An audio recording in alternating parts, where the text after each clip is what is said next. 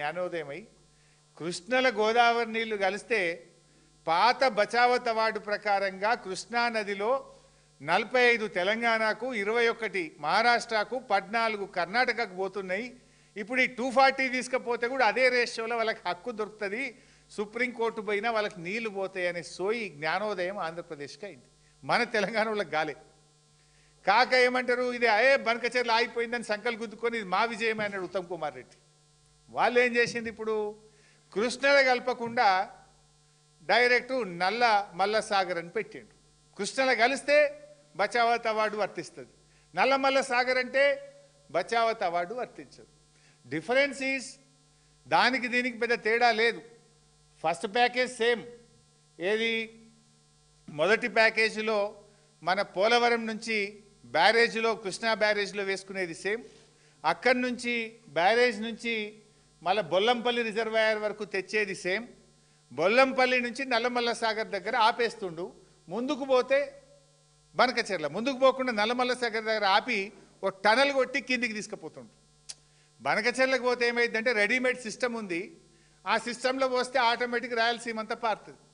ఇప్పుడు ఉపాయం ఏం చేసింది, కృష్ణకు కలిపితే పైన రాష్ట్రాలకు హక్కు దొరుకుతుంది కనుక కలపకుండా మధ్యలోనే ఆపి టనల్ కొట్టి కిందికి కలుపుకుంటుండు, కృష్ణలో కలపకుండా. ఇది కర్ణాటకకు అర్థమైంది, మహారాష్ట్రకు అర్థమైంది, ఆంధ్రప్రదేశ్కి అర్థమైంది, కానీ మనోళ్ళకి అర్థం కాలేదు. ఏది మా విజయమే, మేము కొట్లాడితే బనకచెర్ల ఆగిపోయింది అన్నారు. అది ఆగలే, డబుల్ దెబ్బ తగిలింది. మొదటి దెబ్బ గోదావరి నీళ్ళు పోయేది ఎట్లా పోతున్నాయి, రెండవ దెబ్బ బచావత్ అవార్డు ప్రకారంగా రావాల్సిన 45 కూడా రాకుండా పోతున్నాయి. డబుల్ దెబ్బ తగిలింది. అంటే మనోళ్ళు ఆ రకంగా ఇవాళ తెలంగాణకు అన్యాయాన్ని తలబెడతా ఉన్నారు. ఇవాళ బనకచెర్ల ఎంత డేంజరో, బనకచెర్ల కంటే Nallamala Sagar double danger. We will lose 2. బనకచెర్లనైతేనేమో గోదావరి నీళ్ళు పోతాయి కానీ కృష్ణాల వాటా దొరుకుతుంది. నల్లమల్ల సాగర్ అంటే గోదావరి నీళ్ళు పోతాయి, కృష్ణాల వాటా కూడా రాదు. డబల్ ఎడ్జ్డ్ నైఫ్ ఇది, డబల్ డేంజరస్. అయితే ఈ నల్లమల్ల సాగరు మరి ఆంధ్రప్రదేశ్ అడ్డుకోవాలన్నా వద్దా? ఇంత జరుగుతుంటే ఈ ప్రభుత్వం ఏం చేస్తుంది? కుంభకర్ణుల్లాగా నిద్రపోతున్నట్టు నటిస్తుందా?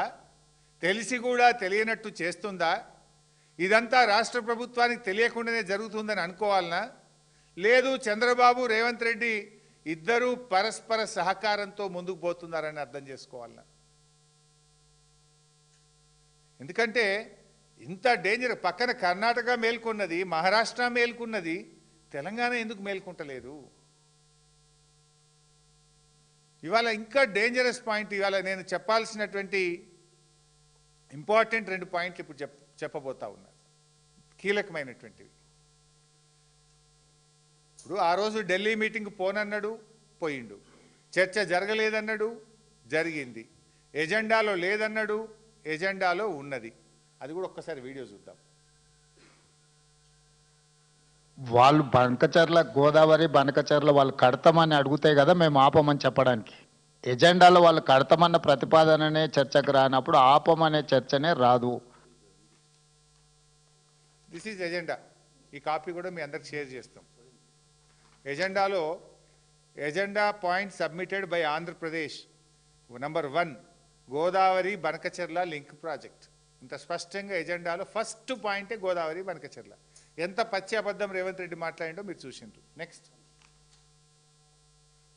మరి మెయిన్గా ఏదైతే ఆంధ్రప్రదేశ్ రాష్ట్రం నుంచి పోలవరం బనకచెర్ల ప్రాజెక్టు అంశం మీద ఏదైతే ఆంధ్రప్రదేశ్ ఇచ్చినటువంటి అంశం మీద, అదేవిధంగా తెలంగాణ రాష్ట్రం కృష్ణా గోదావరికి సంబంధించినటువంటి ఏవైతే రేజ్ చేసిన ఇష్యూస్ ఏవైతే ఉన్నాయో ఇవి రెండు కూడా టెక్నికల్ ఇష్యూస్ అన్నీ కూడా ఇన్వాల్వ్ అయి ఉన్నాయి. కాబట్టి ఈ టెక్నికల్ ఇష్యూస్ని ముందుగా ఒక పరిష్కారం చూపేటటువంటి విధంగా ఒక కమిటీని నిర్ణయం తీసుకోవాలని, ఏదైతే ఈ యొక్క కృష్ణా గోదావరి ఇష్యూస్, అదేవిధంగా పోలవరం బనకచెర్లకు సంబంధించినటువంటి ఈ యొక్క 2 సబ్జెక్టుల మీద కూడా మరి ఇటు టెక్నికల్ అదేవిధంగా అడ్మినిస్ట్రేటివ్ ఆఫీసర్స్తో కలిపి, ఎందుకంటే ఈ కమిటీ ద్వారా ఒక బేసిక్ మెకానిజం ఏదైతే ఇన్వాల్వ్ మరి బిల్డప్ చేసుకుని ఒక రోడ్ మ్యాప్ని ముందుకు తీసుకెళ్లేటువంటి విధంగా